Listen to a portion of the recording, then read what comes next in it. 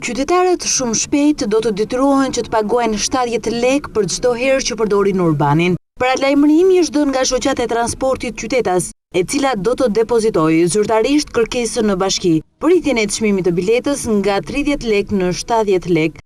Në të kundërt, do të deklarojnë falimentimin. Ky është momenti më kritik në situatën në cilën ndodhemi. Inshallah ai moment mos ardh, sepse ne do detyrohemi që t'i mbyllim. Qytetarët mund të paguajnë më shtrenjtë për biletën e urbanit të tyre. Kjo pasi shoqëria e transportit qytetas do të bëjë një kërkesë Bashkisë së Tiranës për të kërkuar rritjen e çmimit të biletës në kohën kur rriten çmimet e karburanteve dhe kostot janë më të mëdha.